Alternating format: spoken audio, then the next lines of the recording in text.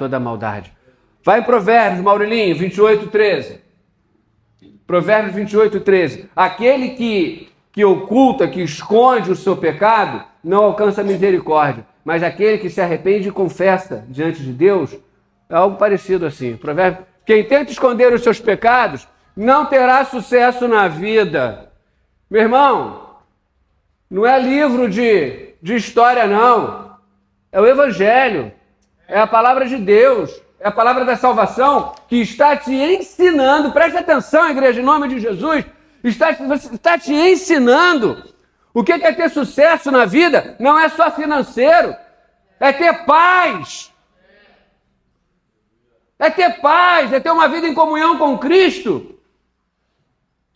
Quer ter uma vida de comunhão com Cristo? Quer ter paz na tua alma? Quer ter um renovo sobre o teu espírito? Reconheça que você é pecador, como a Bíblia te ensina. Se arrependa dos seus pecados e o confesse diante de Deus. E a Bíblia nos diz, se você disser que não tem pecado, você está se enganando, está mentindo. E aí nós vamos mais a fundo, vamos lá dentro, vamos lá no buraco, vamos lá buscar em nome de Jesus. Se você reconhece que você tem pecado, mas você tenta esconder os seus pecados, jogar para baixo do pano, varrer a sujeira para baixo do tapete. Isso é uma outra ilustração popular. A gente fala muito disso, né? Vai varrer a casa e joga o lixinho para baixo do tapete para esconder porque a visita está chegando. Vamos dar uma escondida aqui na situação. Jesus Cristo está chegando, mas não tem nada que você possa esconder dele. Não adianta você querer empurrar os teus pecados para baixo do tapete. Você tem que empurrar e levar os teus pecados até a cruz. Para você ser perdoado. Aleluia. Para você ser liberto. Para você poder olhar no olho do teu irmão e falar, eu te amo. E não tem nada em mim escondido de você. Esse dia vai chegar face a face com Cristo. E quando esse dia chegar, para você poder olhar no olho de Cristo, na face. Eis-me aqui, Senhor. Reconheço que eu sou pecador, reconheço que eu pequei, mas eu me arrependi. E desde então eu tenho buscado uma vida com o Senhor. O dia do juízo vai chegar. A primeira vinda de Jesus não foi para nos julgar. A primeira vinda de Jesus foi para nos resgatar, para nos salvar. Mas o julgamento vai vir.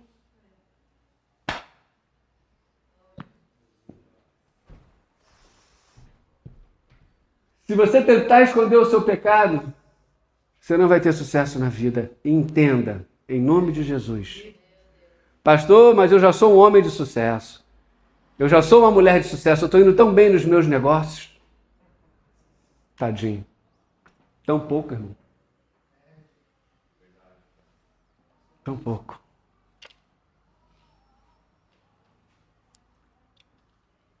Já entenderam, né? Esconder os seus pecados não terá sucesso na vida. Mas Deus tem misericórdia de quem confessa os seus pecados e os abandona. Confessa o pecado e abandona. Entenda essa diferença? Sei que sou pecador. Reconheço que pequei. Me arrependo que pequei. Mas não quero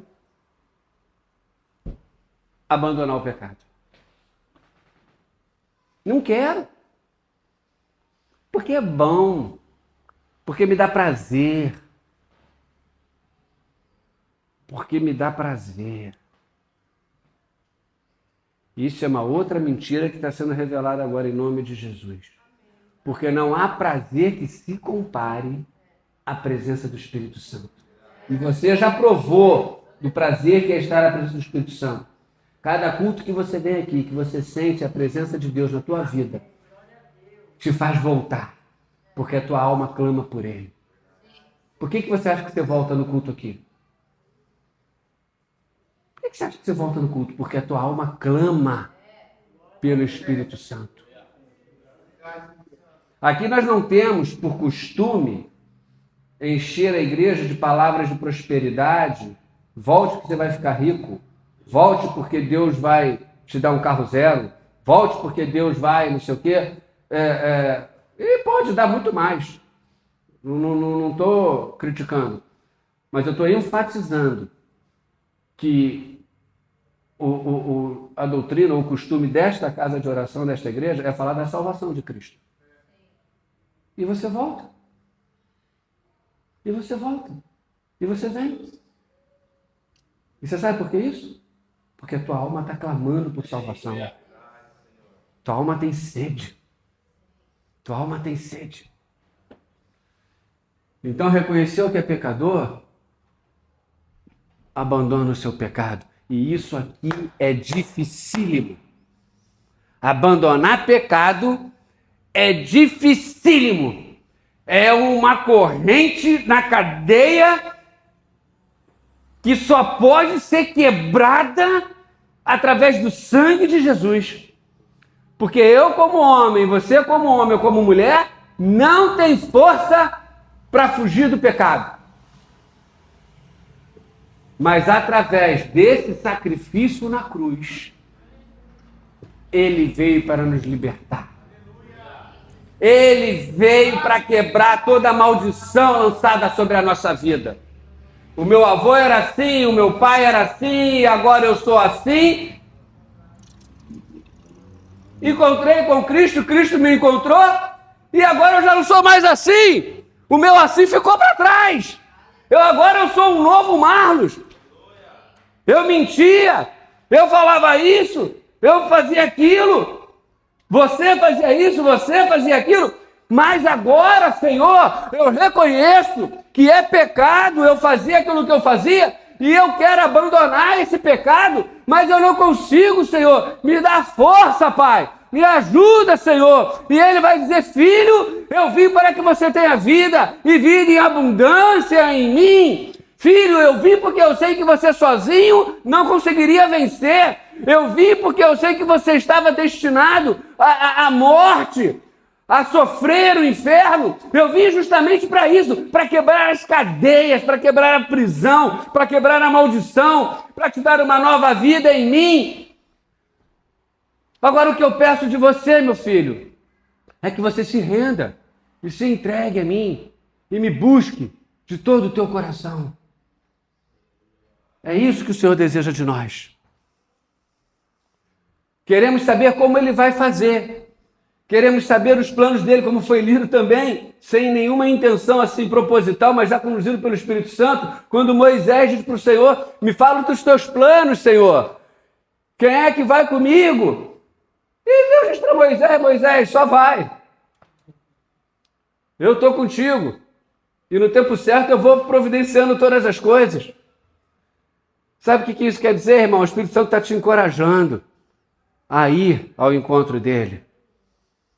E ele vai mudar todas as coisas. Pastor, se eu for para a igreja evangélica, a minha mãe tem um treco. Vai e deixa que Deus vai cuidar do treco da tua mãe.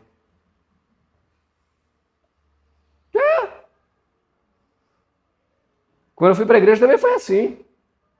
Meu pai não queria, minha mãe não queria. Já contei isso aqui também. O dia que eu me batizei na igreja, ninguém na minha família foi. Foi um amigo para ver se era verdade. Aí acabou o batismo. Ele já foi lá, falou, Marlão, batizou mesmo, cara, vamos tomar um chopp, vamos beber. Eu falei, não, meu irmão, não dá mais. Não é assim, né? Não é assim. É. Então, meu irmão, isso aqui é para te encorajar. Não tenha medo de enfrentar os teus pecados. Chama ele pelo nome. Fala, pecadão, é o seguinte, daqui para frente, vou te colocar diante do meu Pai, do meu Salvador. Papai, não dá para mim, eu não consigo me libertar desse troço que me atormenta. Me ajuda. Te ajudo, filhão. Faz a tua parte. Levanta do teu sofá e vai me buscar. Amém, irmão? Amém. Todos pecaram. No 23, então, todos os pecados estão afastados da presença gloriosa de Deus. Aleluia. Já entendemos, então, através da Bíblia, que nós somos pecadores. Já entendemos que através da Bíblia, pela palavra do Senhor, todos nós pecamos. Se dissermos que não temos pecado, estamos nos enganando. Se escondemos os nossos pecados, não alcançamos misericórdia de Deus. E que Cristo veio, e através do teu sacrifício, que celebramos hoje na Santa Ceia, veio para perdoar os nossos pecados e trazer uma vida sobre nós. Não desista em nome de Jesus. Não pare. E através de Cristo, nós temos então uma nova natureza. Uma natureza agora, uma natureza divina. Que vai estar descrito para a gente no livro de Romanos, no próprio livro de Romanos, no capítulo 8. Nós vamos chegar lá. 24. Mas pela sua graça e sem exigir nada, Deus aceita todos por meio de Cristo Jesus que os salva. Deus aceita todos por meio de quem, irmãos? Não é por meio do pastor, não? Não é por meio da igreja? Não é a igreja que vai me salvar? Mas e aquelas estátuas que eu tenho lá em casa? Não é ela que vai me salvar? Não é não? Não é não? Estou deixando alguém confuso aqui, em dúvida? Vocês têm certeza disso? Precisa ter, irmãos. Precisa ter plena convicção disso. Precisa ter plena convicção disso. Não quero me alongar muito, mas eu quero... Uma vez eu também já falei isso aqui, irmãos. Eu estava fazendo uma visita na casa de uma irmã aqui em Itaúna do Sul, e uma moça estava lá, eu nem sabia que a moça era crente, firme em Jesus. E aí eu falando nessa visita para essa irmã, e eu falando através de Cristo, a salvação através de Cristo, eu falei, você precisa ter certeza de quem você é filha. Você é filha de quem? Ela, de Jesus. Ele estava assim meio desconfiada, será que eu sou mesmo? Aí eu falei, sim, você é filha de Jesus. A salvação vem somente através de Cristo. E aí eu virei para essa que estava do lado e falei assim, e você? Você é filha de quem? Ela falou, de Jesus. Eu falei, ó. Falei, você é filha de Jesus? Ela falou, eu sou. Você é salvo em Jesus? Ela falou, sou. Falei, você tem certeza? Ela, tenho. Tem mesmo? Aí foi apertando, ela tem? Ela falou, tenho, sou, tenho. Falei, glória a Deus. É assim que você precisa ser. É assim que a igreja precisa ser. Porque os dias difíceis e a afronta chegam na nossa porta, chegam na nossa casa. Ah, você diz que é filho de Deus, está passando por tudo isso? Eu sou filho de Deus. Posso estar passando pelo vale da sombra da morte, mas eu sei que o meu Redentor vive. Eu sei que o meu Salvador me ama. Eu sei que Ele não me abandona. Eu sei que a mãe que amamenta o seu filho no peito pode se esquecer do filho, mas Ele não se esquecerá de mim. Precisamos ter essa convicção firme na nossa mente, no nosso coração, para o dia da afronta, a gente se levantar na autoridade e poder do Espírito Santo que habita em nós e mandar Satanás se afastar. Tu não vai sair desse vício, eu vou. Tua vida vai permanecer essa desgraça? Não vai, em nome de Jesus, porque Ele é fiel e eu tenho buscado a Ele.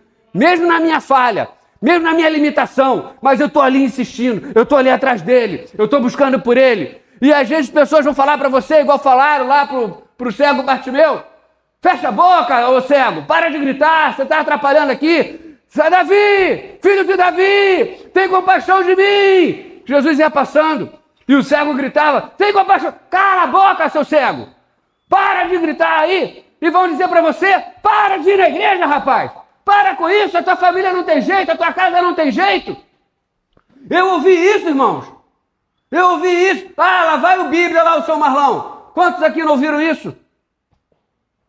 Meu irmão falava isso para mim, tadinho, me zoando na época lá atrás, anos lá atrás, a gente morava junto ainda.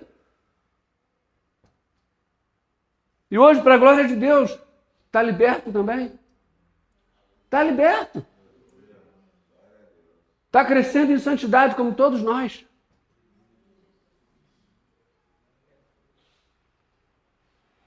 Então, meus irmãos, a verdade é, Jesus Cristo transforma a nossa vida. Nos tira de uma natureza humana, como eu estava dizendo, pecadora, e nos leva agora para uma natureza divina. Hoje, ali de manhã, eu sentado com a pastora ali em casa, à mesa, a gente conversando um pouquinho antes de vir, e eu abri a Bíblia e estava lendo, e eu quero compartilhar isso com os irmãos, está na carta de Paulo aos Romanos, no capítulo 8, rapidamente. E eu falei, amor, olha quão forte é isso. Olha quão forte é isso, a gente meditando ali na palavra de manhã. Olha quão forte é isso. Romanos 8 está aqui no capítulo, eu vou ler só esse pedacinho. No capítulo 12, no capítulo 8, no versículo 12. Capítulo 8, versículo 12, Maurilinho, livro de Romanos. Nós temos essa natureza humana, a natureza pecaminosa, mas Cristo veio para mudar a nossa história, irmãos. Muitos de nós crescemos, passamos nossa adolescência, alguns cresceram em casa, já como essas crianças abençoadas estão aí, crescendo debaixo da palavra de Deus, mas ainda assim, nasceram com a natureza humana. E vão nascer ainda para Cristo, quando já tiverem o discernimento. O reino dos céus já é das crianças, amém? Mas quando elas tiverem um pouco mais de idade, mais discernimento, elas vão por si só tomar a decisão de entregar a vida a Jesus Cristo. E vão tomar a decisão de descer as águas e se batizarem professando publicamente a sua fé em Cristo. Mas todos nós vivemos debaixo de uma natureza humana, uma natureza pecaminosa, e quando o amor de Cristo nos encontra, então ele transforma essa natureza humana e nos dá a natureza divina. E é essa natureza divina que precisamos seguir e obedecer, e Paulo escreve isso aos romanos também, dizendo que a salvação só vem através de Cristo Jesus, e ele escreve aqui, portanto, meus irmãos, nós temos uma obrigação, que é de não vivermos de acordo com a natureza humana, porque se vocês viverem de acordo com a natureza humana, vocês morrerão espiritualmente. Se você viver de acordo com a natureza humana, e eu falava isso de manhã com a pastora, falava, amor, quão fácil é a gente viver de acordo com a natureza humana? Quão fácil é a gente viver, seguir o curso do mundo? Quão fácil é a gente se desligar de Deus e fazer as coisas que o mundo faz? Quão fácil é isso? E a Bíblia nos alerta, a palavra de Deus nos chama a atenção que se nós fizermos isso e vivermos dessa forma, nós vamos morrer espiritualmente. Ou seja, a natureza divina, o Espírito Santo que habita em nós não vai mais habitar. E nós vamos passar a viver aquilo que já vivíamos na nossa infância, na nossa adolescência. Nós vamos passar a viver a natureza humana que já nos acompanhava, nos acorrentava, nos aprendia no pecado do mundo, no pecado ao qual Deus veio para nos livrar e nos tirar. E quando Deus nos encontra com o seu amor, com a sua misericórdia, com o seu perdão, ele então estabelece em nós o Espírito Santo dele, que vive em nós, e agora então podemos viver uma nova natureza, uma natureza divina. E essa natureza divina, ela precisa ser alimentada através da palavra, alimentar através da oração, da adoração, alimentar através do culto dos irmãos, da congregação em comunhão. É isso que alimenta a tua alma, é isso que renova o teu espírito, é isso que eu e você precisamos buscar. E se não buscarmos, a nossa natureza humana facilmente se encarrega de ficar mais forte e nos dominar. Quem quer ser dominado pela natureza humana, levanta a mão aqui bem alto e dá um glória a Deus. Ei, crentaiada, vocês estão dormindo? Quem quer ser dominado pela natureza humana? Não, eu quero ser dominado pela natureza divina. Amém? Eu quero ser dominado pela natureza divina. Rapidamente, irmãos, olha aqui. No capítulo 8 ainda, voltei um pouquinho, no versículo 5. Porque as pessoas que vivem de acordo com a natureza humana têm a sua mente controlada pela natureza humana. Mas as que vivem de acordo com o Espírito de Deus, aleluia, têm a sua mente controlada pelo Espírito. As pessoas que têm a mente controlada pela natureza humana acabarão morrendo espiritualmente. Mas as que têm a mente controlada pelo Espírito de Deus terá vida eterna e paz. Qual a natureza que você quer que domine a sua mente? A humana ou a divina, a de Deus? A divina, a de Deus. Porque se a natureza humana controlar a minha mente, eu vou morrer espiritualmente. Mas se a natureza divina do Espírito Santo de Deus controlar a minha mente, eu vou ter vida eterna e paz. Isso é muito claro. Por isso as pessoas que têm a mente controlada pela natureza humana, se tornam inimigas de Deus, pois não obedecem à lei de Deus, e de fato não podem obedecer. E as pessoas que vivem de acordo com a natureza humana não podem agradar a Deus. Irmãos, qual a natureza que você vai nutrir? Qual a natureza que você vai fortalecer? É a famosa batalha da carne contra o espírito. É a famosa batalha da nossa natureza humana contra a natureza de Deus na nossa vida. E sem Cristo, nós já estávamos derrotados. Sem Cristo, a nossa natureza humana já dominava a nossa mente. Sem Cristo, nós vivíamos caídos e corrompidos pelo pecado do mundo. Mas Cristo veio para mudar a nossa história. Cristo veio para nos libertar. Cristo se apresentou, se doou a nós para que nós pudéssemos ter uma vida em abundância com Ele. Cabe você agora tomar a tua decisão, cabe a você agora fazer a tua escolha, cabe você agora se posicionar em abandonar os seus pecados, se arrepender e confessá-los ao Senhor e abandoná-los. E dizer, eu não quero ter mais parte contigo. Eu agora quero, através do sacrifício de Cristo, ter uma vida com Cristo. Eu agora quero, através do sacrifício de Cristo, nutrir a natureza divina de Deus que habita em mim. É por isso que eu quero tomar essa decisão. E fazendo isso, eu vou ter paz e vida eterna. Aí você escolhe. Se você quer descer a tua vida sendo conduzida rio abaixo pela natureza humana e se afastando de Deus e das promessas e dos planos, e sofrendo as consequências disso, e a principal delas é tormento na alma, é insegurança, é medo, é insatisfação, é murmuração. Tudo isso aqueles que são conduzidos pela natureza humana, tudo isso que aqueles que se afastam de Deus vão sentindo isso. E vai aumentando isso dentro da nossa vida. É por isso que você pode ter muito dinheiro, é por isso que você pode ter muito rico, mas não ter paz. Porque a tua riqueza pode ter sido construída em cima do teu esforço humano e não em cima daquilo que Deus tem para a tua vida. Agora, quando você constrói a tua vida em cima daquilo que Deus tem, além de você ser rico e próspero, o que é mais importante é você ter paz. É você ter paz. E ter a tua passagem comprada pelo sangue de Cristo para ter uma vida eterna no céu. Vocês estão entendendo?